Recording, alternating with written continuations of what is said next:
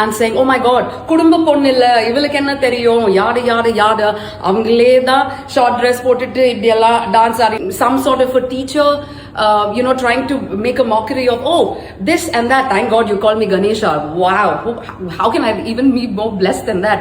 But இதெல்லாம் நீங்க பண்ணும்போது உங்களுக்கு கொஞ்சம் ஆகுது தோணுதா that நானும் ஒரு அப்பா அம்மாக்கு தான் பிறந்தேன், நானும் ஒரு பிள்ளையா தான் இருந்தேன். அந்த நிலைமையில how much will a girl be able to take what you guys are doing? So I want to tell you what is my story of Mr. Ravi Mohan and I. When we met as friends at Deaf Frogs, the audio launch and the musical show and yada. When he reached out to me for help, yes, I did see him in Goa.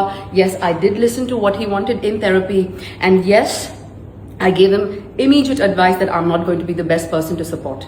And I will be a friend to help through the journey. Now that journey has snowballed very beautifully into this place where we get each other, we understand each other. I don't need to break a bloody home for that. I don't need to break a bloody home for that.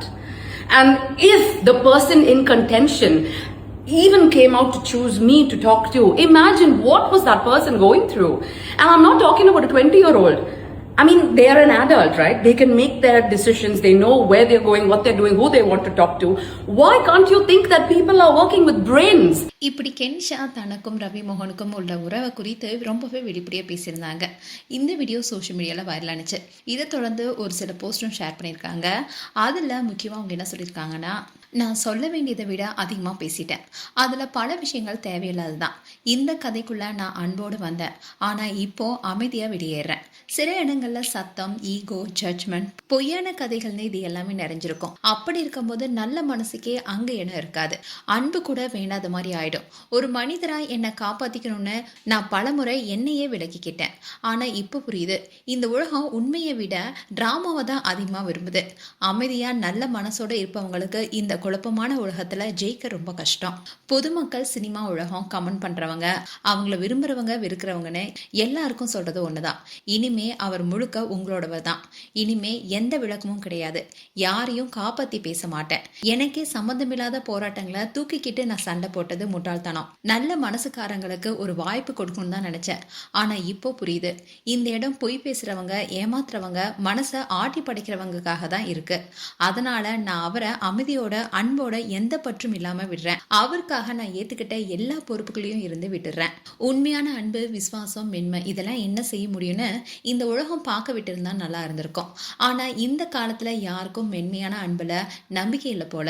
அன்பையும் அர்ப்பணிப்பையும் விட அழிவும் டிராமாவும் தான் மக்களுக்கு எளிதா புரியுது போல. உண்மையை விட உணர்ச்சியால கட்டப்பட்ட கதைகளையே மக்கள் நம்புறாங்க போல. அதனால இன்னிலிருந்து நான் எதிர்த்து போராடுறதை நிறுத்திக்கிறேன். நல்ல மனசை புரிஞ்சுக்கவே விருப்பம் இல்லாதவங்க கிட்ட அதை நிரூபிக்க முயற்சிக்கிறத நான் விடுறேன். நான் சென்னை விட்டு போயிட்டேன். என்னுடைய இசை, என்னுடைய ஹீலிங் வேலை, இது வரைக்கும் என்னுடைய வாழ்க்கையில தேர்ந்தெடுத்த எல்லாத்தையும் நான் விட்டுறேன். கடவுள் உருவாக்குறத கூட மனிதர்கள் உடைக்க முடியும் போல. ஆன்லைன் டார்ச்சர், மனசை ஆட்டி படைக்கிற விஷயங்கள், சூனிய மாதிரி நெகட்டிவ் விஷயங்களால தான் நான் இப்படி விலகிறேன். இதோட நான் இன்ஸ்டாகிராம் உட்பட எல்லா சோஷியல் மீடியால இருந்தும் லாக் ஆஃப் ஆகிறேன். கடவுள் ஜெயிக்கிற வரைக்கும் என் நண்பர்கள், குடும்பம், என்ன விரும்புகிற எல்லாருக்கும் எனக்கும் கொஞ்சம் தனிமையும் பிரைவசியும் கொடுக்கணும்னு கேட்டுக்கிறேன். இன்னிலிருந்து பெண்வாதம் ஜெயிச்சிருச்சு, சந்தோஷம் தோத்துருச்சு. அன்புடன் கெனிஷா பிரான்சிஸ்னு கெனிஷா ரொம்பவே உருக்கமா இந்த போஸ்டர் போட்டிருக்காங்க. இப்போ இந்த விஷயம் தான் பேசும் பொருளா இருக்கு. மேலும் உங்களுடைய கருத்துக்களை கமெண்ட் செக்ஷன் சொல்லுங்க. இது போன்ற வீடியோஸை பார்க்க நியூஸ் தமிழ் கிட் சேனல் சப்ஸ்கிரைப் பண்ணுங்க. மறக்காம நோட்டிஃபிகேஷன் பட்டனை கிளிக் பண்ணுங்க.